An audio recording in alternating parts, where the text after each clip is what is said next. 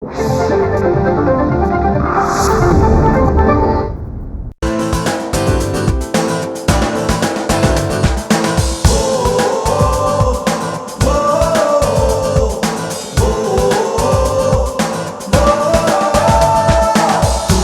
से झुके नहीं, कदम कभी डिगे नहीं। ओ तूफानों से झुके नहीं, कदम कभी डिगे नहीं। राह में रुके नहीं, आसमां से बुलंदी तक। कोशिश से कामयाबी तक, कोशिश से कामयाबी तक, कोशिश से कामयाबी तक, कोशिश से कामयाबी तक, कोशिश से कामयाबी तक। नमस्कार, आदाब। कोशिश से कामयाबी तक सीज़न 2 में मैं ज़रीना वहाब फिर से आपका स्वागत करती हूँ।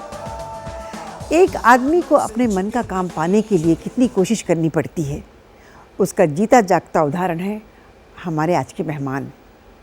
ये बचपन से एक्टिंग करना चाहते थे, लेकिन उनके पिता कभी एक्टिंग करने नहीं दिए।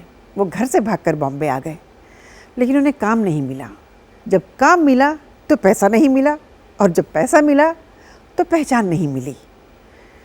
पर इन्होंने अपनी हिम्मत नहीं हारी, कोशिश करते गए, और आज कामयाबी उनके कदम चूम रही है। चलिए डालते हैं उनके काम पर एक नज़र। हमारे आज के मेहमान का जन्म उत्तर प्रदेश के जौनपुर में हुआ। पिता ब्राह्मण थे और मंदिर में पुजारी का काम किया करते थे। इस बच्चे को बचपन से ही एक्टिंग का बहुत शौक था, इसलिए वहां की रामलीला में काम करना शुरू कर दिया। एक पुरुष होते हुए भी रामलीला में सीता जी का रोल किया। इस बात से पिताजी इतने नाराज हुए कि इनकी जमकर पिटाई कर डाली। इधर इनका एक्टिंग का शौक बढ़ता रहा, उधर पिताजी का गुस्सा भी दिन ब दिन उसी तरह बढ़ता चला गया। माताजी ने कहा कि अगर तुम एक्टिंग ही करना चाहते हो तो यहां से चले जाओ, वरना तुम्हारे पिताजी तुम्हारा बहुत बुरा हश्र करेंगे। ये सुनकर ये कलाकार सीधे मुंबई आ गए। कुछ हाथ पैर मारने के बाद फिल्म मिली, पर उसके पैसे नहीं मिले। ऐसे ही चलता रहा, पर इन्होंने हिम्मत नहीं हारी। और फिर आई फिल्म तेरे नाम ने इनको पहचान दी, लेकिन कामयाबी तब भी नहीं मिली। घर चलाने के लिए संजय खान के टीवी सीरियल में कृष्ण की भूमिका निभाई, फिर कुछ फिल्मों में भी काम किया। एक दिन एक भोजपुरी फिल्म का ऑफर आया, लेकिन उन्होंने साफ इनकार कर दिया। लेकिन फिर मां के कहने पर और अपने लोगों के सम्मान के लिए उन्होंने ये फिल्म साइन कर ली, और वो फिल्म भोजपुरी फिल्मों की सबसे बड़ी फिल्म बन गई। और ये कलाकार भी जल्द ही भोजपुरी फिल्मों का सुपरस्टार बन गया। और एक दिन वो भी आया जब खुद महानायक अमिताभ बच्चन ने इन्हें भोजपुरी के महानायक का खिताब दे दिया। हमारे आज के मेहमान ने भोजपुरी और अन्य भारतीय भाषाओं में 400 से भी ज्यादा फिल्में की हैं, और जिंदगी जीने का इनका मंत्र है कि जिंदगी झंडवा फिर भी घमंडवा। आइए स्वागत करते हैं हिंदी फिल्मों के नायक और भोजपुरी फिल्मों के महानायक रवि किशन का। दोस्तों, तो ये थे भोजपुरी फिल्मों के महानायक रवि किशन। चलिए उनका स्वागत करते हैं। रवि जी, आपका बहुत बहुत स्वागत है हमारे शो में। प्रणाम करता हूँ, मैं आपका बहुत बड़ा फैन हूँ Zarina ji. Thank you so much. चलिए आइए बैठिए। झुके नहीं, कदम कभी डिगे नहीं। रवि, सबसे पहले तो मैं आपको बहुत बहुत बधाई देना चाहूँगी लखनऊ सेंटर के लिए। बहुत अच्छी जा रही है film. I wish you all the best. Thank you, धन्यवाद ज़रीना जी। बहुत अच्छी, ज़रूरी था एक फिल्म में अप्रिसिएशन मिलना। फरहान अख्तर भी ने भी बहुत अच्छा काम किया। एक अच्छी फिल्म रंजीत तिवारी जी ने बनाई और दर्शकों ने इसे बहुत पसंद किया। मेरे काम को उत्तर प्रदेश के चीफ मिनिस्टर के रूप में बड़ा सराहा गया। जी, चलिए बातें शुरू करते हैं आपके बचपन से। तो आप बचपन से सुना आप स्टेज पे बहुत काम करते थे, और आपको बहुत आप सीता जी का रोल करते थे, तो उसके बारे में हम जानना चाहेंगे, आप बताइए। ज़रीना जी, ये है बात जौनपुर बनारस की, चूँकि दूरदर्शन के सभी दर्शकों को बिहार यूपी के ये सब जगह बहुत देखा जाता है, तो इनको मेरा गांव भी पता है। इस वक्त जो दर्शक देख रहे हैं कि मैं शायद मेरे गांव में भी अभी सारा पूरा गांव टीवी लगा के बैठा होगा। तो ये बात है कि हम सीता जी का रोल करते थे बचपन से। जैसे होता है कलाकार, आप इतनी खुद अद्भुत कलाकार हैं। बचपन में मौका मिला था तो रामलीला से मैं प्रभावित था क्योंकि पढ़ता था। और मैं पुजारी जी, मेरे पापा पंडित हैं, ब्राह्मण हैं, तो घर में माहौल हमेशा पूजा पाठ का रहा, तो रामायण से बड़ा मैं प्रभावित था। कुछ रामलीला में रोल मांगने गया तो नहीं मिला, तो उन्होंने कहा एक रोल है सीता जी का, और मैं बहुत ही सुंदर सीता जी बनता था, तो पूरा गांव पगला जाता था मुझे देखने के लिए। और मैं अपनी माँ की साड़ी चुरा के ले जाता था और वो पहनता था। सो वो एक सिलसिला कुछ 6-7 साल चला, बड़ा अच्छा लगा उसमें। लेकिन एक दिन पापा को पता चल गया, पापा चाहते थे मैं पुजारी बनूं, पापा चाहते थे या मैं खेती करूं, या तो पापा चाहते थे मैं कोई सरकारी नौकरी करूं, और मैं घर में कुछ, तो उनको लगता था बड़ा नालायक है। हमारे यहाँ इसको भोजपुरी में इसको नचनिया कहते हैं। हमने सुना आपकी बहुत पिटाई भी होती थी। जी जी जी, वो बड़ा उस मामले में उनको जब पता चला तो बेल्ट से, लेदर का बेल्ट से बहुत मारे थे हमको। अरे बाप रे। और मारते बहुत थे हमारे पापा हमको, और उनका मारना मेरे लिए एक आशीर्वाद जैसा हुआ, क्योंकि मैं शायद फिर नहीं तो मैं गुंडा बन जाता या मैं बदमाश हो जाता। तो अच्छा किया, मारते थे हमको। पापा की मार होना बहुत ज़रूरी है, माँ की मार होना ज़िंदगी में बहुत ज़रूरी है। और उस वक्त तो सब मुझे लगता था पापा मुझे क्यों मारते हैं इतना, और वो रोज़ मारते थे मुझे। हाँ, तो उनको बड़ा मज़ा आता था, लगता है शायद। वो मुझे 3:30 बजे सुबह उठा के मारते थे, और 4 बजे कि ब्रह्म मुहूर्त हो गया, सो रहा है। तो हमको समझ में नहीं आता ब्रह्म मुहूर्त क्या है। हाँ। बाद में पता चला कि सारे भगवान उठ जाते हैं उस टाइम पे, तो तुम सोए क्यों हो। तो अंधेरे में हमको बाल से ऐसे पकड़ते थे और उठाते थे। पापा पहलवान थे, बड़े स्ट्रांग हैं वो, अभी 95-94 साल के हैं, अभी भी बड़े स्ट्रांग हैं। ऊपर वाले ने उनको स्ट्रांग रखा है, तो अब मेरे साथ रहते हैं वो, मम्मी पापा अभी आपके साथ बॉम्बे में हैं? जी जी जी, अब बिकॉज अब उम्र हो गई तो मैं उनके साथ, अभी उनको अपने साथ मुंबई में रखा हूँ। तो पापा की ऐसी बहुत किस्से हैं जरीना जी मेरी ज़िंदगी में, मेरी ज़िंदगी किस्सा ही है, सही बताऊँ। तो आज कभी आपके पापा आपके साथ बैठते हैं तो उन मारों के बारे में कभी आप अभी रोते हैं, अभी रोते हैं। अभी उनको ऐसा लगता है कि अब मुझे बोलते हैं मेरे घर में भगवान पैदा हो गया, क्योंकि वो वही घर में, वही गांव में मिट्टी का घर था जहाँ आलिशान बंगला है। आज उनको पूरा देश जानने लगा, आज उनको उसी गांव में राजा की तरह उनकी ट्रीटमेंट होने लगी। आज पूरा उत्तर प्रदेश उनको पहचानता, बड़े बड़े मंत्री घर पे आते हैं उनको मिलने।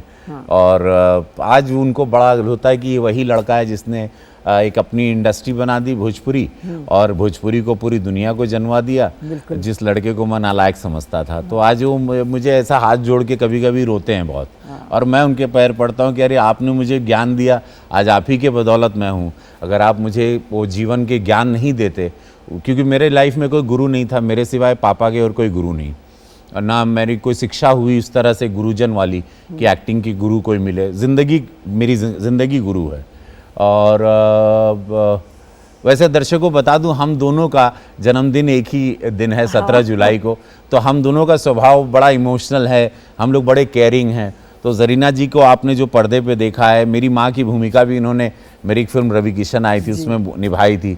तो ऐसा बहुत सारी इनकी यादें, और पारिवारिक मित्र भी हमारी, तो हमारे बारे में काफ़ी कुछ जानती है। हमारे बच्चों भी इन्होंने छोटे में देखे थे, प्यारे प्यारे बच्चे। तो ऐसी बहुत सारी बातें हैं जरीना जी। हाँ, लाइफ ने बहुत कमाल की करवट ली, और धन्यवाद। मैं सही बताऊं, मैंने भगवान देखा नहीं, ना किसी ने भगवान देखा है। मैंने मम्मी पापा, माता पिता जी को हमारे यहाँ बाबूजी कहते हैं, माई कहते हैं, तो मैंने उनको ही साक्षात भगवान के रूप में देखा है। उन्हीं का आशीर्वाद है। हाँ, और उन्हीं का, माँ बाप ही बहुत बड़े, मुझे नहीं लगता कि माँ बाप की जगह कोई ले सकता है, और माँ बाप बहुत बड़ा रोल अदा करते हैं किसी भी जीवन में या किसी भी आदमी को बनाने में। और पापा के पास पैसे नहीं थे, लेकिन पापा के पास ज्ञान बहुत था। और ज्ञान पढ़ाई का नहीं था, 4th स्टैंडर्ड ही पढ़े थे। तो उन्होंने मुझे भगवान के और जीवन के बारे में कि चोरी नहीं करना। मैं चूँकि मंदिर से पैसे चुराता था, मेरी आदत थी पैसे चुराने की। मैं शनिवार का इंतज़ार करता था हनुमान जी के मंदिर में कि लोग ज़्यादा आएंगे, तो हनुमान जी के मंदिर के पीछे लोग पैसे चिपकाते थे, और मुझे चुराने की आदत थी। बड़ा मज़ा आता था मुझे पैसे चुराने में। मुझे लगता था भगवान को क्या कमी है, थोड़ा बहुत मार लेता था तो मुझे कुछ 1-2 रुपए मिल जाते थे। 10-10 पैसे लोग चिपकाते थे, 5-5 पैसे चिपकाते थे, तो 1-8 रुपए मेरे सैटरडे की कमाई हो जाती थी। तो मैं चोरी बड़ा मंदिर से करता था पैसों की। और मुझे बड़ा मज़ा आता था भगवान के पैसे चुराने में, क्योंकि मुझे लगता था कि मैं भगवान से मुझे कभी डर नहीं लगा। आपकी पढ़ाई लिखाई में आप कैसे थे? मैं पढ़ाई में बड़ा कमज़ोर था। Maths was very bad, I was very bad in maths. I was very good in Hindi, I was very good in history. मैं हिस्ट्री में बहुत अच्छा था, मुझे इतिहास से बड़ा लगाव था। ग्रेजुएशन हमने किया कैसे भी रगड़ रगड़ के, नाच गाना करके, स्कूल में बेवकूफ़ बना के टीचरों को बेवकूफ़ बड़ा अच्छा बनाता था मैं। और वो सारी चीज़ें थी जैसे कि अब जैसे कि नाच लूँ, कभी इमोशनल झूठी कहानियाँ बहुत बनाता था कि अच्छा। घर में ये हो गया, घर में वो हो गया, और मैं बड़ा वो लोग आपको बिलीव करते थे इस बारे में? हाँ, बिकॉज मैं बहुत बिलीव, एकदम आंखों में Convincingly? हाँ, बड़ी बड़ी आंखें थी, दुबला पतला सा था, तो उन लोगों को यकीन हो जाता था और मेरे झूठ पे विश्वास करते थे। मैं झूठ बहुत बोलता था पहले, मैं बड़ा झूठा था, और उसके बाद मैंने अब मैं झूठ से मुझे सख्त नफरत है। तो ये जीवन में जो बड़ा कमाल के वो दिन थे, लोग कहते हैं ना स्ट्रगल के दिन बड़े दुख वाले होते हैं, मेरे स्ट्रगल के दिन कभी दुख वाले नहीं रहे। मतलब आपने एक्टिंग आपने अपने आप से सीखी है? जी झूठ बोल बोल कर एक्टिंग, मतलब एक्टिंग का सिलसिला तब से चला और आ रहा है। सलीम जावेद साहब ने, अमिताभ बच्चन साहब ने, इन लोगों ने हमको थिएटर में बड़ा किया। मतलब इन लोगों पालन पोषण इन लोगों ने किया मुझे। मैं मिथुन दादा का बड़ा फैन था, आपके हीरो रहे हैं मिथुन दादा, आपने इतनी अच्छी अच्छी फिल्में की उनके साथ। मैं मिथुन दादा का फ़ैन था, मैं अमिताभ बच्चन साहब का बहुत बड़ा फ़ैन था, संजीव कुमार जी का था, बलराज साहनी जी का था, दिलीप साहब का था। ये सब लोग मतलब मेरे गुरु रहे पर्दे के, और सलीम जावेद साहब, और लिखाई के हम बड़े, पता नहीं हमको बड़ा अच्छा लगता था। जैसे मालिक चाहता था कि मैं कुछ ऐसा करूं, मालिक पहले से हमको बना रहा था। हाँ। अच्छा, जौनपुर से आप वहाँ से जो निकले उसके लिए आपकी माताजी का बहुत बड़ा हाथ था, सुना आपको उन्होंने 500 रुपए दिए थे। हाँ, क्योंकि उनको लगा कि पापा मार देंगे हमको, तो उनको 500 रुपए दिए एक दिन हमको, और बोली बेटा भाग जाते, जान से मारे जाओगे तुम। और हम बोले हाँ, तो हम बोले बचवा तू निकल जाना, तो तोरा के बहुत मरी हन, भोजपुरी में बोले। और हम बोले ठीक बा माई, तो क्या करी? बोले भाग जाओ। हम बोले कहाँ? तो बोले जब चल जा बम्बई। अब जिसको मुंबई के, कौन से साल की बात ये है? 89 तब आए, और फिर बांद्रा में पापा का एक हमारा छोटा मकान था, एक 10 बाय 12 की खोली थी हिल रोड के पास। वहाँ पे वो, वहाँ से जीवन शुरू हुआ। फिर उन लोग भी आ गए, कुछ वहाँ गांव में ठीक नहीं हुआ, एक दूध की दुकान थी हमारी। तो ऐसा कुछ लाइफ में हुआ। फिर वहाँ स्ट्रगल करने लगे। इमरान खालिद एक मिले, खालिद साहब के बेटे राइटर के, और हृदय शेट्टी, वो शेट्टी मास्टर के बेटे। उन लोगों ने एक छोटी सी फिल्म बनाई हमारे साथ, पीताम्बर, चली नहीं 1991 में। फिर हिंदी फिल्म। फिर काजोल के साथ एक फिल्म मिली, उधार की ज़िंदगी, जीतू साहब थे, मौसमी चैटर्जी थी, हम थे। और फिर शाहरुख खान के साथ एक फिल्म मिली। ठीक है, इसके बारे में बात करेंगे, आपके फिल्मी सफ़र की बात, एक छोटे से ब्रेक के बाद। ब्रेक लेंगे? ओके, लीजिए। दोस्तों, हम मज़ेदार बातें कर रहे हैं रवि किशन के साथ, जाइएगा मत, हम अभी लौटेंगे। कोशिश से कामयाबी तक। ब्रेक के बाद आपका स्वागत है। हम बातें कर रहे हैं भोजपुरी के महानायक रवि किशन जी के साथ। हाँ, तो रवि, हमारी बातें हो रही थी उधार की ज़िंदगी के बारे में। हम जानना चाहेंगे, उसकी शूटिंग के बाद सुना कुछ मज़ेदार किस्से हुए, वो बताइए हमें। हाँ जरीना जी, हुआ ये कि मेरे पास पैसे नहीं थे। और मुझे पापा का फ़ोन आ गया था, गांव में खेत गिरवी है, उसको छुड़वाना है। वो फिल्म मैंने 80,000 रुपये में की थी। और वो प्रोड्यूसर ने हमको कुछ 7-8 हज़ार रुपये दिए थे फिल्म, और फिल्म ख़त्म हो गई थी, डबिंग का समय आया। फिर डबिंग में उन्होंने कहा कि तुम अच्छा अंदर जाओ डबिंग करने, और जब निकलोगे तो तुमको पैसे दे देंगे। और डबिंग करके जब बाहर मैं निकला तो मैंने कहा कि बरसात बहुत हो रही थी, गीतांजलि स्टूडियो बांद्रा में, वहाँ पर। तो मुझे बोला कि हाँ बोलो क्या बात है। हम बोले डबिंग ख़त्म हो गई। तो बोले अब? तो मैं बोला अब वो पैसे आप देने वाले थे। बोले काहे के पैसे? तो मैं बोला अरे वो, तो मुझे बोला यार तुमसे बात कर रहा हूँ, बहुत बड़ी बात है, तुमको बगल में बिठाया हूँ, बहुत बड़ी बात है, और तुमको फिल्म में काम दिया हूँ, बहुत बड़ी बात है। पैसे मांगोगे तो जो रोल है वो भी काट दूंगा। और मुझे पैसे की बहुत ज़रूरत थी। अब मैं वो भड़बड़ा के एकदम उदास हो गया। छोटा भी था मुझे, और डर भी था कि कहाँ प्रोड्यूसर से लड़ेंगे, और अपनी ताकत भी नहीं थी हमारे पास।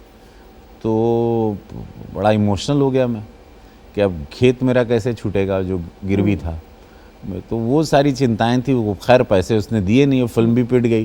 फिर कुछ साल बाद जब हम गाड़ी से गुजर रहे थे, एक गाड़ी खरीद ली, तो देखा वही प्रोड्यूसर बस स्टॉप पे खड़ा था। हाँ तो जैसे उसने किया वो, और उसके बाद वो गायब हो गया। हाँ तो ये ऐसे सब लोग हैं जो लोग किसी का मजबूर का पैसा मारते हैं या तो ऊपर उनका वाला भी है। अच्छा नहीं होता। बिल्कुल बिल्कुल सही कहा आपने। अच्छा, हमने सुना आपकी एक फिल्म गोल्डी बहल आपको लॉन्च करने वाले थे, जूही चावला। हाँ, विजय आनंद साहब बहुत जी। बड़े डायरेक्टर, तीसरी मंजिल, और उन्होंने अच्छी अच्छी फिल्में बनाई, जॉनी मेरा नाम, गाइड।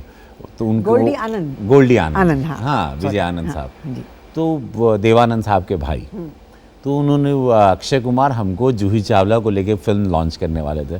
खैर रिकॉर्डिंग भी इसके बाद वो फिल्म कुछ बनी नहीं, और वो फिल्म रुक गई, फाइनेंसर बैकआउट हो गए शायद, और अक्षय कुमार का भी मार्केट नहीं था उस टाइम, तो वो फिल्म वहाँ रुक गई। तो ऐसे जीवन में बहुत फिल्में उस टाइम पे मुहूर्त हुए और हुई नहीं, तो लेकिन मैं हार नहीं माना, कोशिश करता रहा। जैसे आपका शो का नाम है कोशिश से कामयाबी तक, क्योंकि मुझे पता था एक दिन जरीना जी कि एक दिन हमारा क्या, आप सबका सूर्य सबके जीवन में उदय होता है, 100% उदय होता है।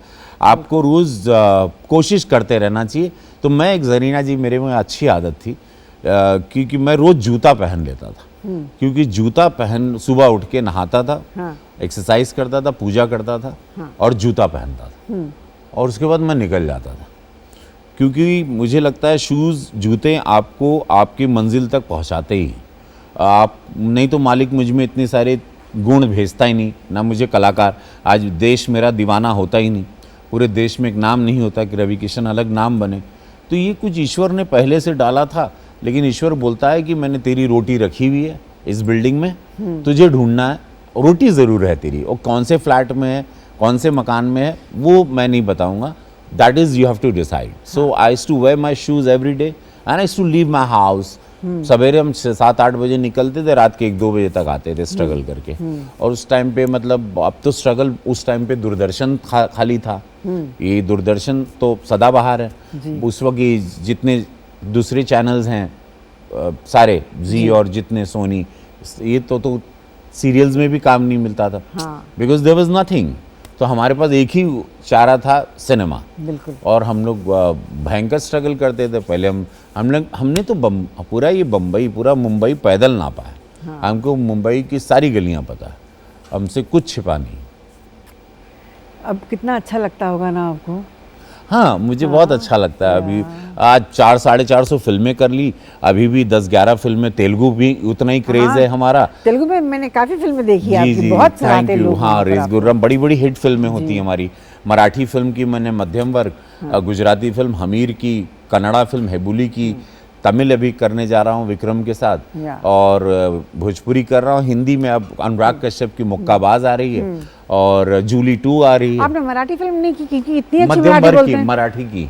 तो जब एक दो लफ्ज मराठी में बोलकर सुनाइए आप। सांगतो की, दिसला गपोरी दिसला, दिसला ग बाई दिसला, मला बघून।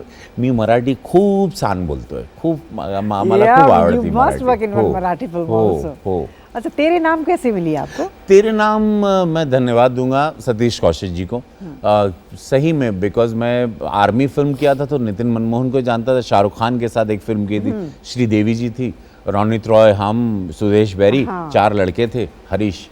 और उसमें प्रोड्यूसर को, नितिन मनमोहन के ऑफिस में हम सतीश कौशिक को मिले थे, सतीश जी को। सतीश जी बोले थे कि, फिर उन्होंने एक बार बुलाया मुझे, या कैसे वो याद नहीं मुझे, मिले और बोले यार मुझे पंडित का किरदार वाला लड़का चाहिए जो भूमिका चावला का मंगेतर है, और सलमान खान है फिल्म में। हम बोले सर ठीक है। तो बोले बाल कटवाना, बोला सर मुड़वा लीजिए हमको, मुझे काम से मतलब था, मुझे जो भी मतलब, आई वॉज रेडी। पैसे मांगता भी नहीं था, क्योंकि मुझे ना कोई पैसे देता था ना मैं मांगता था, और मुझे काम चाहिए, मैं काम मांगता था, पैसे नहीं मांगता था। एक मेरे एक अच्छी बात थी, क्योंकि मुझे पता था कि सक्सेस के बाद पैसे अपने आप पीछे आएंगे, और मुझे काम बहुत ज़रूरी था, बिकॉज मुझे मेकअप और ये काले कैमरे से बहुत प्यार है। मेकअप लगा लेता था तो मैं बस खुश हो जाता था, तो मैं काम ही मांगता था सबसे। तो उन्होंने बोला ये रोल है और करना है तुम्हें, छोटा रोल है। बोला सर आप कुछ भी रोल है दे दीजिए, और वो छोटे रोल ने हमको सपोर्टिंग एक्टर नेशनल अवार्ड में पहुंचा दिया जी। उसी में हम इतना अप्रिशिएट हुए, और पूरे देश ने बड़ा प्यार किया। फिर कोई काम ठीक से फिर भी नहीं मिला हमको, फिर वही भोजपुरी का एक मौका आया, मोहन जी प्रसाद जी को धन्यवाद दूंगा। तो मुझे बोले एक भोजपुरी फिल्म करना। हम बोले यार भोजपुरी, तो हमने पूछा तो बोले कोई नहीं देखता, ये तो बहुत ही गई गुजरी भाषा है, सब बोले। हम बोले क्या बात कर रहे हो यार, मेरी माँ बोलती है वो भाषा, मैं बोलता हूँ मेरे घर में। तो बोले एक फिल्म कर लो। मैं बोला पैसे? बोले 75,000 देंगे। तो मैं बोला ठीक है कर लेते हैं फिल्म। मैंने माँ से पूछा अपनी, मेरी माँ ने कहा कि कोई नहीं दे। मैं बोला लेकिन ये इंडस्ट्री बंद हो चुकी है, 12-13 साल हो गए, अब एक फिल्म ये बन रही है, पता नहीं कोई देखेगा नहीं देखेगा।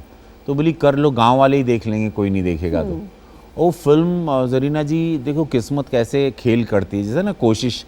हाँ बोला मैंने, अब क्योंकि किस्मत कब कौन सा दरवाज़ा नॉक करती है वो कुछ पता नहीं होता है, और वो आपको उस वक्त तैयार होना चाहिए दरवाज़ा खोलने के लिए। ये तो खेल है ईश्वर का, और ईश्वर है, ये बहुत बड़ी शक्तियाँ हैं जो आपके सर पे रहती है। वो नहीं तो आप ना, मैं आपको ना ये लोग मुझे देख के सुन पाते, ना मेरी ज़ुबान से निकलते शब्द, ना आप मुझे देख पाती। और ये सब ईश्वरी खेला है जो लोग को मानना चाहिए। ये बहुत बड़ी शक्ति जो हम लोगों को चलाती है। हम लोग की औकात ही नहीं है कुछ। एक सेकंड में आदमी गिर के मर जाता है, पता नहीं चलता। खैर सही है, हमारी फिल्म फिर लगी जरीना जी, वो सिल्वर जुबली हो गई। और मुझे पता नहीं था वो फिल्म इतनी बड़ी हिट हो गई। इंडस्ट्री को बनना था, मालिक ने मुझे ज़रिया बनाना था, एक बहाना था, और वो उसमें मेहनत बहुत किया था मैंने।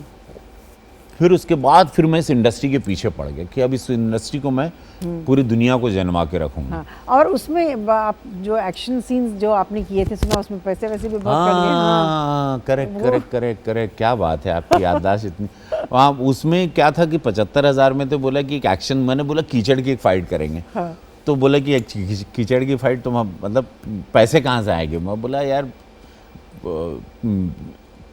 क्या चाहते हो? तो बोला वो पानी का टैंकर आएगा, मट्टी आएगी, फाइटर्स आएंगे। तो मैं बोला बजट कितना होगा? बोला 25,000 जाएंगे। हाँ। तो मतलब मेरे अमाउंट से काट लो आप। तो मेरे 75,000 में से 25,000 कट गए, फिर बचे 50,000। हाँ। तो ये मेरे साथ हुआ, और वो फिल्म बड़ी हिट हुई। और उसके बाद 9 महीने कोई फिल्म नहीं आई, 9 महीने बाद फिर फिल्म आने लगी, वो भी ब्लॉकबस्टर। लोगों को एक हीरो मिल गया उनका, जो नाचने वाला, उनकी भाषा बोलने वाला, और बड़ी बड़ी आंखें। 2-4 डायलॉग्स बस यह कहा जरीना जी की, हम कहा कि हाय रे सोन के सिया रूप चानी ए गोरी, हाय रे सोन के सिया रूप चानी ए गोरी, जान मारे तो हर चढ़ल जवानी रे गोरी। ये ब्लॉकबस्टर रहा। फिर उसके बाद एक वो भी गाना था कि ओढ़निया वाली से, अभी पूरा देश पगला रहा होगा, ये इंटरव्यू देख रहा होगा ना। ओढ़निया वाली से पंडित जी बताई ना बिया कब हुई, हो गइल बा प्यार ओढ़निया वाली। इसमें मनोज तिवारी जो हमारे जूनियर रहे, हाँ नगमा जी, भाई नगमा को देखिए, एक अच्छा ये हुआ जरीना जी, फिल्मों में लाने वाले भी मतलब जी हमको ये लगता था कि सारी साउथ की हीरोइनें, सबको साउथ में जाने का तड़प होता है, मैं साउथ की हीरोइन को भोजपुरी में लाऊंगा। और मैंने नगमा जी से बोला, फिर रंभा जी को बोला, फिर श्वेता तिवारी आई, भाग्यश्री आई, फिर बहुत बड़े, फिर दिलीप साहब ने भोजपुरी फिल्म बनाई, सायरा जी ने हमारे साथ, जीपी सिप्पी साहब ने बनाई, बड़े बड़े मेकर्स आए। अमिताभ बच्चन साहब ने हमारे साथ भोजपुरी फिल्म की गंगा, और बहुत अच्छा समय बीता अमित जी के साथ। फिर हमारे इंडस्ट्री तब तक हमने एकदम बड़ी कर दी, और फिर मनोज तिवारी आए, वो चूँकि गाना गाते थे बनारस में, और वो सिंगर थे, फोक सिंगर, वो आए, तब तक प्लेटफॉर्म बना हुआ था। हाँ, हम एक छोटा सा ब्रेक लेंगे, इसके बाद आने के बाद हम जानना चाहेंगे कि आपको महानायक का खिताब किसने दिया। हाँ। दोस्तों कितनी मज़ेदार बातें कर रहे हैं रवि जी, दिल करता है कि सुनते ही जाइए। ये 1 घंटे के बजाय काश 2 घंटे का प्रोग्राम होता। जाइएगा मत, हम अभी लौटेंगे। कोशिश से कामयाबी तक। ब्रेक के बाद फिर से आपका स्वागत है दोस्तों। चलिए जानते हैं रवि जी को महानायक का खिताब किसने दिया। बहुत अच्छा सवाल किया है। हुआ ये कि अमिताभ बच्चन साहब, हम एक मंच पे थे, गंगा फिल्म थी, उसका ऑडियो फंक्शन था, और मीडिया बहुत थी। मीडिया में से किसी ने सवाल किया कि भाई अब सदी के महानायक अब भोजपुरी के भी महानायक हो जाएंगे। अमिताभ बच्चन साहब से सवाल किया तो उन्होंने बोला अरे भाई नहीं हम नहीं, भोजपुरी के महानायक मेरे बगल में। तो हम तो उनको ऐसे देख के एकदम सन्नाटे में हो गए। वो इतने अच्छे व्यक्ति हैं अमिताभ बच्चन साहब। सदी के महानायक बनने के बहुत सारे रीज़न हैं। वो बहुत बहुत बड़े व्यक्ति हैं और बहुत बड़े विचारों के व्यक्ति हैं। और मेरे आँख में आंसू आ गए। मैं उनको देखने लगा कि आप और वो खिताब उन्होंने महानायक का दिया, तब से हमको लोग महानायक बोलने लगे। और ये अमिताभ बच्चन साहब की देन है। और उसके बाद जनता तो मान ही गई थी, लेकिन वो शब्द दे दी अमित जी ने और सब लोग हमको अब सुपरस्टार का एक तमका हमको लग गया। और मैं उसके लिए कोटि कोटि नमन करूंगा अमिताभ बच्चन साहब को और मेरी जनता जनार्दन को। अच्छा, आपके भोजपुरी फिल्मों में आने के बाद मेरे ख्याल से मेरा ऐसा विचार है कि स्टैंडर्ड काफ़ी बदल गया है और काफ़ी हाई लेवल पे गया है। उसके बारे में आप क्या कहेंगे? मैं इसके लिए धन्यवाद दूंगा हिंदी फिल्म इंडस्ट्री को, because when I was struggling, मैं यहाँ मेहनत कर रहा था एंड तो I have learned everything from Hindi industry. So मेरे हिंदी इंडस्ट्री मेरे लिए पिता के समान है, भोजपुरी माँ है।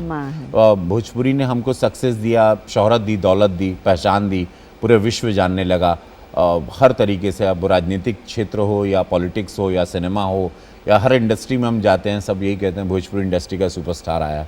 वो चुनाव में भी बड़ा फ़ायदा होता है जब मैं पॉलिटिकली प्रचार करने निकलता हूँ सरकार के लिए जी। तो ये सब चीज़ें हुई। बट धन्यवाद दूंगा मैं हिंदी इंडस्ट्री को, सारे डायरेक्टरों को, मणिरत्नम साहब हों या श्याम बेनेगल जी हों या तिग्मांशु धुलिया, अनुराग कश्यप या श्याम राघवन, श्रीराम राघवन, अनगिनत डायरेक्टरों के साथ हमने काम किया। आई have learned lot from them and वो मैंने भोजपुरी में वो सारी चीज़ों को यहाँ पे परोस दिया और वो मेरे लिए काम। But thanks to Hindi industry that मेरी ट्रेनिंग हिंदी सिनेमा से हुई, वो मुझे काम आया भोजपुरी में, क्योंकि भोजपुरी में ट्रेनिंग नहीं थी, भोजपुरी में पढ़ाई नहीं, लोगों के पास एजुकेशन नहीं है, वो सिनेमा पढ़ के नहीं आते हैं। अभी भी हम कितने लोग को इसीलिए डांटते हैं कि आप लोग थोड़ा सा पढ़ाई अध्ययन करके आओगे तो अच्छे सिनेमा, मराठी सिनेमा इतना ऊंचा है, बंगाली सिनेमा है, मलयालम और तेलुगु तमिल कन्नड़ा सिनेमा भी ऊपर आ गया है। So now Bhojpuri has to still come. वो थोड़ी खामियां हैं जो मैं अकेले कितना लड़ाई लड़ूंगा, बट मेरे साथ के सभी साथी लोगों को पढ़ाई भी करनी चाहिए सिनेमा की। पैसे कमाइए आप, बट उसके साथ साथ आपको देना भी है वहाँ पर, यू नो। सो ये सब मैं थोड़ा सा डांट वाट देता हूँ कभी कभी। नहीं, अच्छी बात है। अच्छा, अब आई एम श्योर मेरे साथ साथ हमारे दर्शक भी सुनना चाहेंगे आपका कुछ तड़पता भड़कता एक डायलॉग सुनाइए। मेरी बहुत सारी फिल्में हैं तो एक डायलॉग फिल्मी लहजे में सुनाइए। हाँ, एक लक फिल्म का डायलॉग सुनाते हैं आपको और उसके बाद भोजपुरी सुनाते हैं। तो एक लक फिल्म का जो डायलॉग है बहुत पॉपुलर रहा, वो ये कि डैनी साहब को हम बोलते हैं, संजय दत्त साहब थे इसमें, संजय दत्त, मिथुन चक्रवर्ती, हम लोग साउथ अफ्रीका में बनी थी फिल्म, बड़े इंसिडेंट से इसके भी। न 20 रुपए की रस्सी राघव की जान ले सकती है, न 20,000 की गड्ढी राघव को खरीद सकती है। राघव ब्लाइंड खेलता है तमांग, सामने वाले को डबल आना पड़ता है क्योंकि रेस में तो टट्टू दौड़ते हैं, राघव तो शेर है। वाह, सुपर। तो ऐसा कुछ हंगामा है एक भोजपुरी में।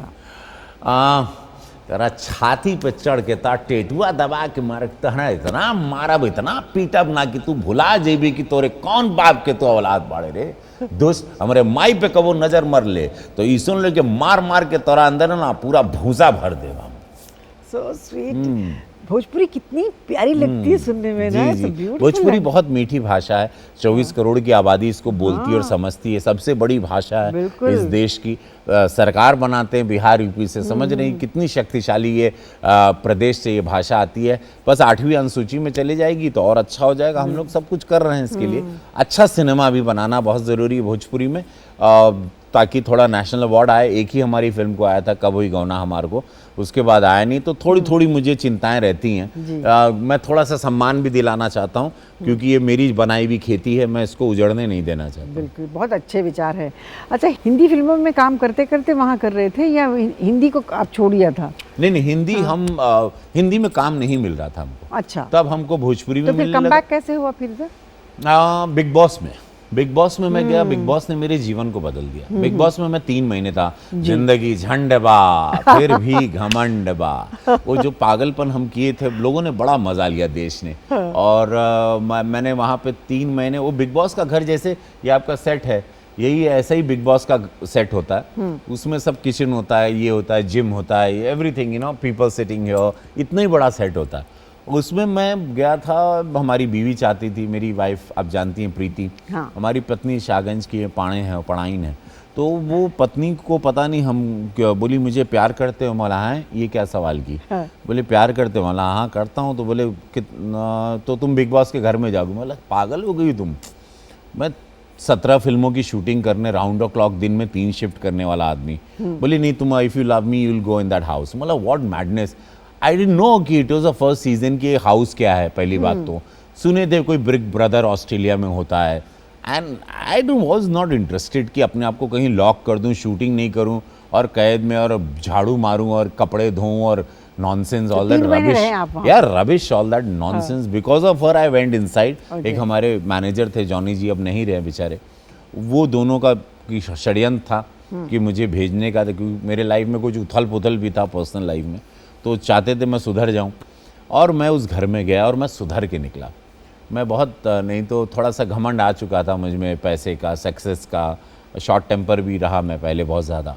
तो वो वहाँ पर मैं गया और मैं सोचा था कि मुझे 1 हफ्ते में लोग निकाल देंगे, लेकिन पता चला देश में मैं बहुत पॉपुलर होते गया। मैं तो घर में लॉक था, पहला सीज़न था वो, और अरशद वारसी एंकर थे उसके। और उसके बाद देश में इतना पागलपन हो गया कि मुझे पता ही नहीं कि पूरा देश मुझे प्रेम करने लगा। हाँ। और मेरे यही जैसा मैं हूँ, जैसे बातें कर रहा हूँ वैसे ही अंदर था मैं। एक्टिंग तो हम सिर्फ कैमरे के सामने करते हैं जब शूटिंग होती है। आई कांट एक्ट, इवन आप भी, हम लोग 24 घंटे एक्टिंग नहीं कर सकते, हमसे नहीं हो सकता। मैं पागल हो जाऊंगा 24 घंटे, वैसे बैठे सुपरस्टार है, हमसे तो होता ही नहीं कि भैया बेस बना गया भाई, वो सोच रहे हैं दाढ़ी खुजा रहे हैं, हमसे ये सब नहीं होता ड्रामे। हमको लगता भैया आओ एक्टिंग करो, आती है तो करते हैं, और ड्रामे नहीं करते हैं। और देश इसीलिए मुझे प्यार करता है, और देश हमारे शब्दों को बहुत इज्जत देता है कि हमारे बीच का आदमी हमारी तरह है, और हड़कम भी है, सुंदर है, लंबा चौड़ा है, और हमारा सुपरस्टार है, हमारी भाषा को इज्जत दिलाता है। तो बिग बॉस देखकर कौन सी फिल्म आपको हिंदी मिली थी? हाँ। अच्छा, मुझे आप खींच के लाया करें, मैं कहीं कहीं चला जाता हूँ। नहीं, तो अच्छा मैं बिग बॉस से जब मैं निकला तो देश में पूरा पागलपन हो गया। जहाँ देखो जिंदगी झंड बा, ये वो, तो मुझे लगा रे राम। कट्टू मणि रत्नम साहब का फ़ोन आया, कट्टू हमको सोहम शाह का फ़ोन आया, लक फिल्म मिली, श्याम बेनेगल जी का फ़ोन आया, और फिर वहाँ से हमको बॉलीवुड में एंट्री हो गई। और अब फिर बॉलीवुड की सारी अच्छी अच्छी फिल्में अब हमको मिलने लगी। तो all credit goes to Bigg Boss house, and thanks to Big Boss House that I am here. You must thank to Preeti because she was the one. Yeah. उन्होंने भेजा अरे आपको। भाई प्रीति हमारी देखिए पत्नी के बगैर ना आदमी बड़ा अधूरा है, बिकॉज वो दोस्त बन जाती है, मेरी friend, she is not my friend. बहुत कुछ सालों के बाद बीवी जब दोस्त बनती है तो जीवन बड़ा सुंदर हो जाता है। हाँ। वो बीवी रहती तो हमको हमारा गला पकड़े रखती। तो आपकी मुलाकात कैसे हुई थी? हमारी मुलाकात बांद्रा में हुई थी, बस स्टॉप पर। हम लोग कॉलेज जा रहे थे, वो भी कॉलेज जा रही थी, तो उन्होंने पहला अप्रोच किया, और पता नहीं वो अपने कुछ उनको मैं बहुत सीधा सा लगा, पता नहीं कहाँ से मैं सीधा लगा, और उनको लगा कि बड़ा सीधा लड़का है। और मैं आज भी बोलता हूँ, फिर बोलती मेरी बहुत बड़ी गलती थी, मुझे तुम सीधे कहीं वो पछताती कि मैं बोला मैं सीधा था ही नहीं, मैं बड़ा बदमाश था, मैं रसिया था, बहुत romantic. Basically I am very romantic man. Well so हुआ, उसके बाद पता चला वो पांडे हैं, मैं शुक्ला हूँ, तो घर में बात बन गई ब्राह्मण। तो मुझे वो एक घर में स्ट्रिक्शन था कि तुम बाहर शादी नहीं करोगे, तुम अपने बिरादरी में करोगे। वो तो मैं बोला ठीक है भाई, तो मिल गई बिरादरी वाली, वो हो गई बात और शादी हो गई हम लोगों की। बेचारी ने दुख बहुत देखा हमारे साथ, क्योंकि मेरे पास पैसे नहीं थे, और मेरे मोटर बाइक थी, उसमें भी पैसे पेट्रोल के वही 10 रुपये देती थी। उस टाइम 10 रुपये लीटर पेट्रोल हुआ करता था। तो उसने बड़ा साथ दिया, हमारी पत्नी मेरी दुख की साथी है। हाँ। और वो ऊपर वाले का इसका आशीर्वाद है सबका कि वो अभी तक साथ हैं हम दोनों, और हम दोनों बहुत खुश हैं साथ।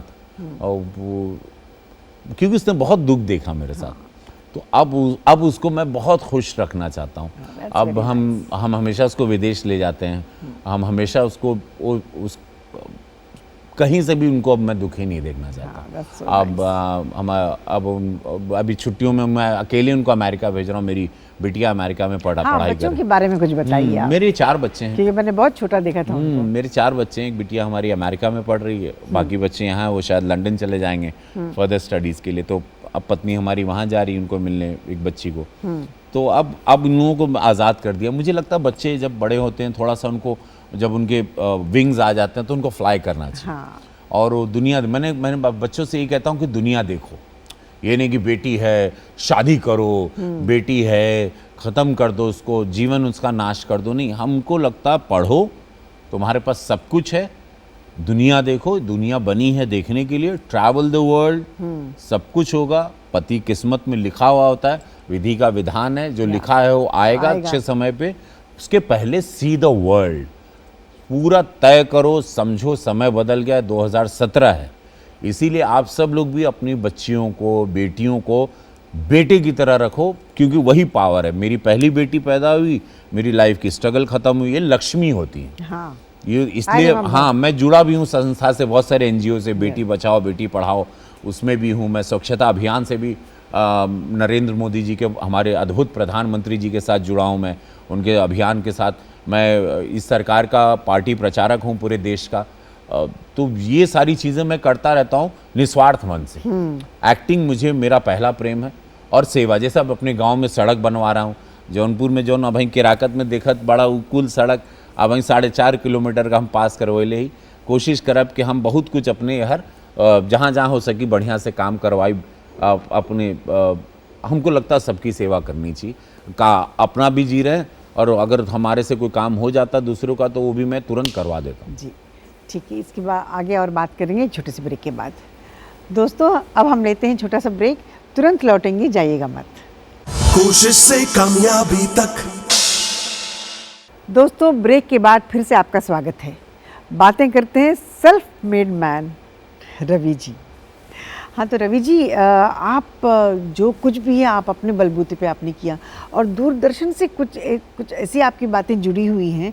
सो we would like to know exactly Doordarshan के साथ आपका इतना प्यार, इतना इनके लिए वो क्या है, वो मुझे बताइए, स्वभाव कैसे, वो बताइए। मेरे पास पैसे नहीं थे, हाँ, तो मुझे काम नहीं मिल रहा था, और उस वक्त संजय खान साहब एक सीरियल बना रहे थे। हाँ, तो मैं पहली बार दूरदर्शन पर भगवान कृष्ण बन के आया था, और वो खान साहब का जय हनुमान सीरियल था।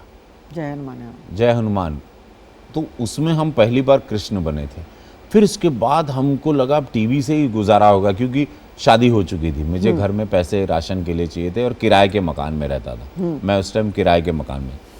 तो हमको सीरियल मिल गई, अधिकारी ब्रदर्स ने फ़ोन किया, हमको सीरियल दिया। उस टाइम DD मेट्रो, एक मेट्रो करके का आया था, हाँ मेट्रो भी था चैनल जी, उस पर आया हेलो इंस्पेक्टर सीरियल, और मैं उसमें हेलो इंस्पेक्टर की भूमिका में आ गया।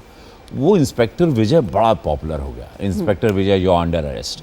अभी भी हमको बहुत सारे पुलिस अफसर जहाँ भी मिलते हैं या जवान्स मिलते हैं एयरपोर्ट पर वगैरह, वो लोग बोले बचपन में हम आपको देखते थे हेलो इंस्पेक्टर की भूमिका में, hello inspector you under arrest. बड़ा स्टाइलिश था, इंस्पेक्टर यू अंडर अरेस्ट, ऐसे कुछ डायलॉग बोलता था मैं। और दिन रात शूटिंग करता था उसकी मैं, और हमको कुछ लाख रुपया सैलरी मिलती थी, 1,25,000। उस पैसे से मैंने एक 2 BHK का मकान खरीदा ओशिवरा में, मतलब बुक करने की ताकत आ गई कि अब मंथली वो आएगा।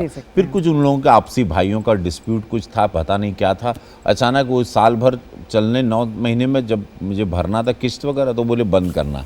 नंबर 1 पे था वो शो, बंद करना पड़ा, बड़ा दुख हुआ।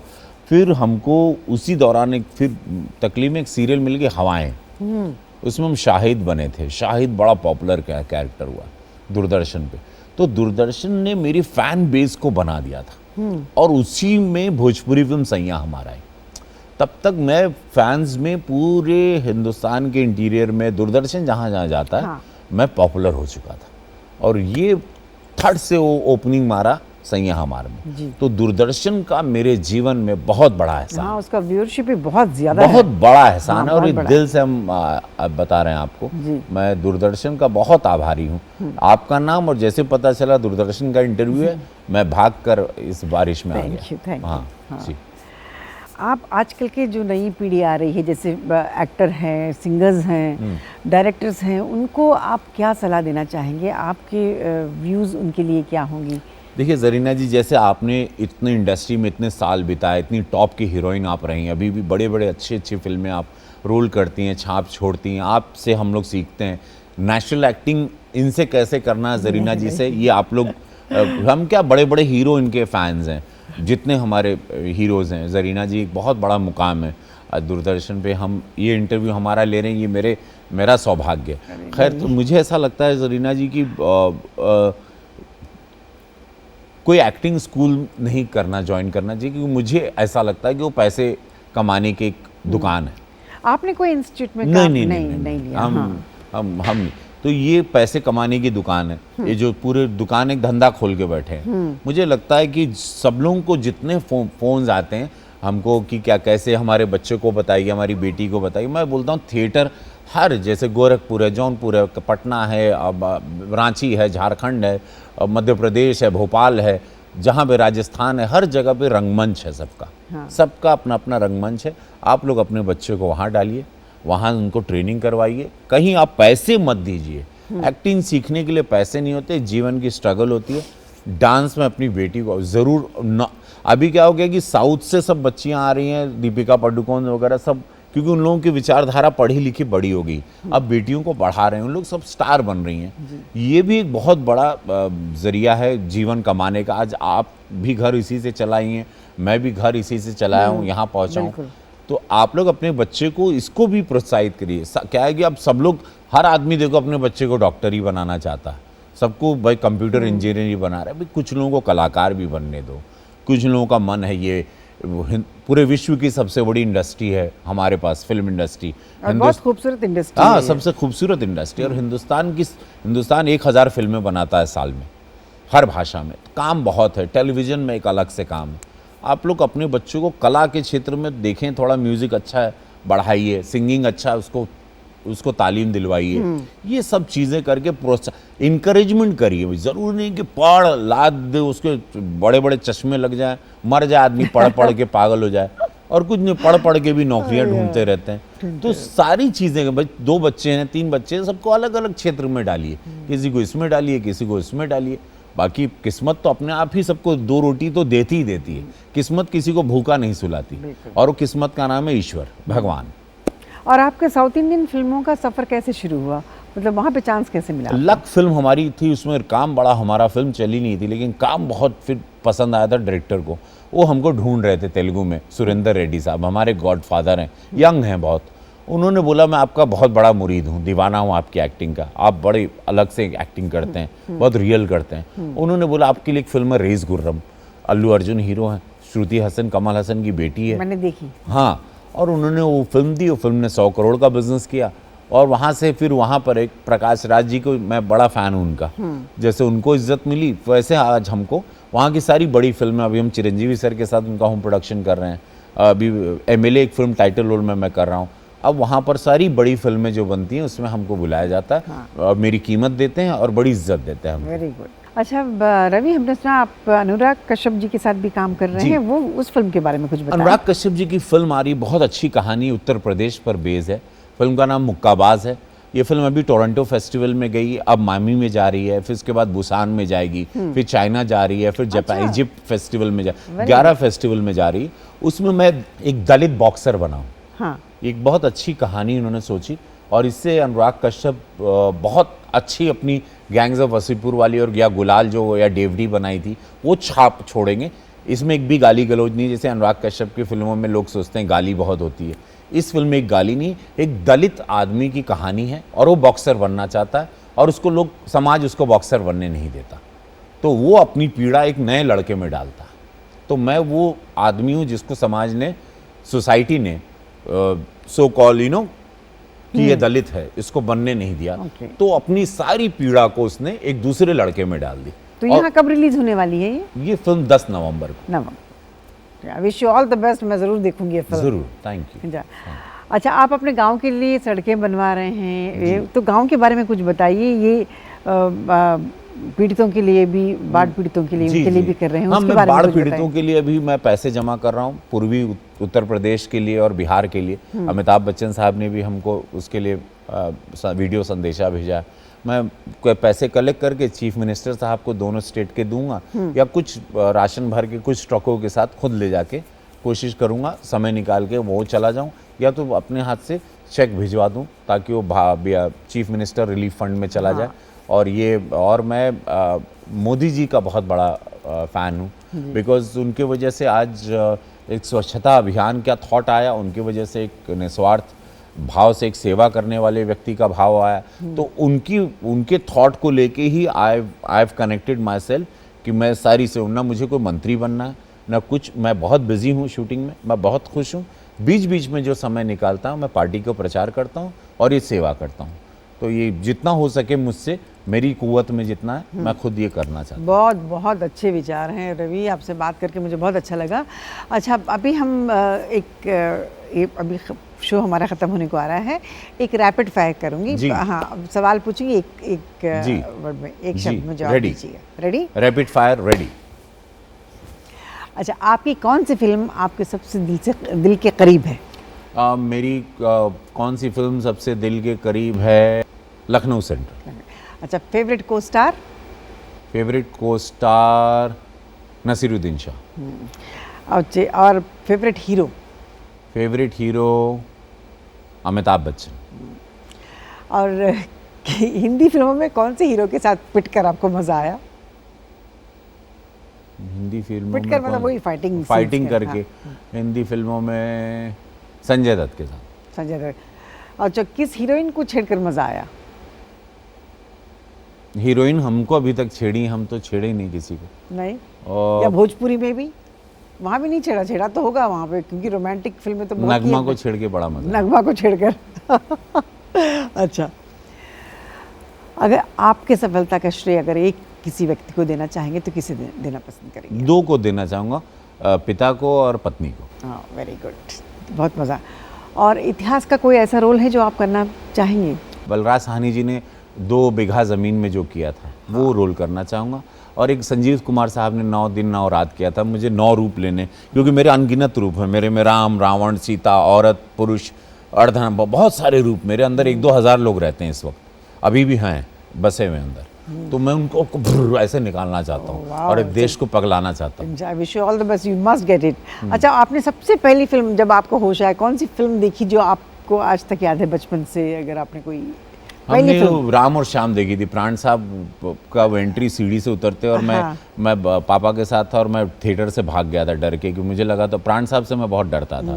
राम और श्याम में बड़े वो डरावने थे और बहुत अद्भुत कलाकार। जबकि आप इतने रोमांटिक टाइप के इंसान हैं, तो कौन सी हीरोइन पे आपका क्रश था?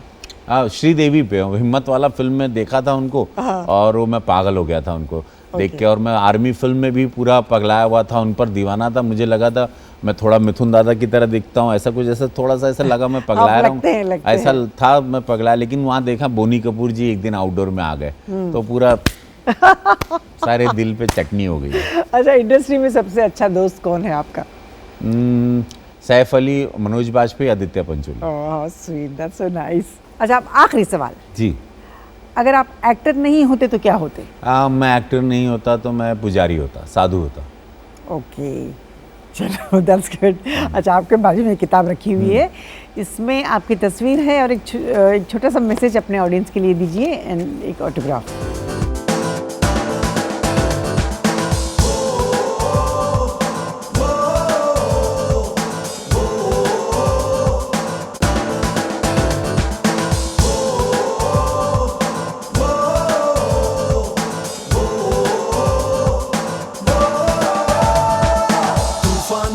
झुके नहीं,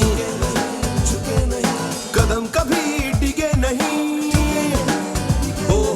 तूफानों से झुके नहीं, कदम कभी डिगे नहीं, राह में रुके नहीं, आसमां से बुलंदी तक, कोशिश से कामयाबी तक। कोशिश से कामयाबी तक, कोशिश से कामयाबी तक, कोशिश से कामयाबी तक, कोशिश से कामयाबी तक, कोशिश से कामयाबी तक, कोशिश से कामयाबी तक।